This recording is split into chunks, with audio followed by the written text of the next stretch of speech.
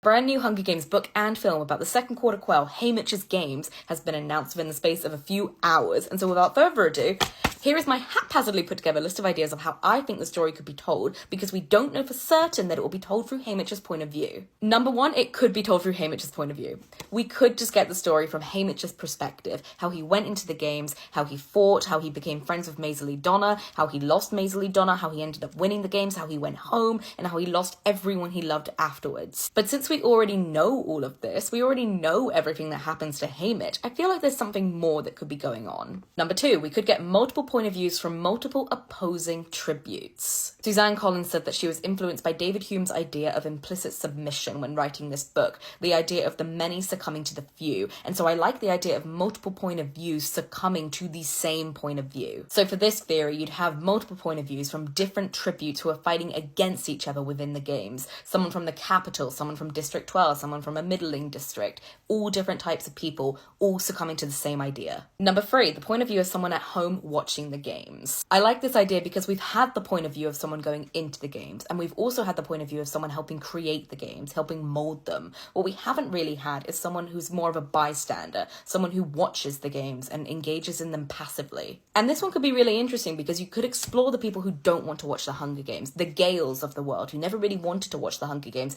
never wanted to engage, and were kind of more on board with growing unrest in districts, but also still eventually succumbing to the few who tell them they have to watch the Hunger Games. And I know we don't like Gale, but I do think a big part of the reason people don't like Gale is because his perspective was underexplored. Number four, the point of view of the second place career, and then switching to Haymitch's point of view after the games.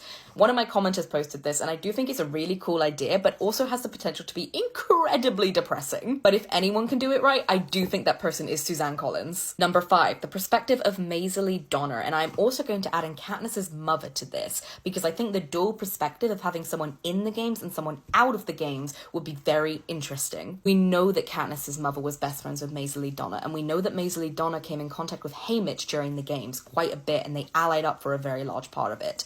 And I do think it would be really interesting to again explore the changing perspectives of two people in different places still succumbing to the same thing. Number six, multiple point of views from watchers in different districts. This one would be quite cool because you could see the bystander perspective from someone in the capital and in District 2 and in District 7 and in District 11, and see how all of these districts have different issues that they face, different problems that they have to go through, and likely some of them already have uprisings growing, some of them already have some unrest, and they have to deal with that, but they also will likely still succumb to the Hunger Games and still fall in line. And for number seven, a completely out there theory that I really don't think will happen, but it could be cool, an uprising growing somewhere unexpected. So the focus is less on the actual 50th Hunger Games and more on an uprising occurring at that time. And by unexpected, I mean somewhere like the capital or one of the career districts, somewhere where the capital really should have complete control, where the higher authority should know exactly what's going on,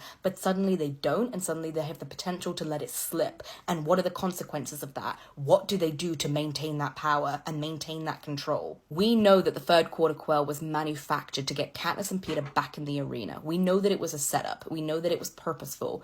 What if the second quarter quell was the same? What if it was also purposeful to stop another uprising? What if there was potentially a district who said they don't want to send any children into the games anymore, and they had like a boycott, or they like hid away their children, and then suddenly the capital is like, well, we're gonna send double now. Let me know what you guys think will happen, and comment down below any theories that you have, and I'll discuss them and keep talking about this, and I'll probably be talking about this for a very long time. It's quite ironic really, because I stopped posting about the Hunger Games because I really thought that the Hunger Games TikTok had died. I thought that people were, done with it and kind of bored with it, so I stopped posting about it, and here we are. So I can only apologize to anyone who found me insufferable. I'm about to get a lot worse.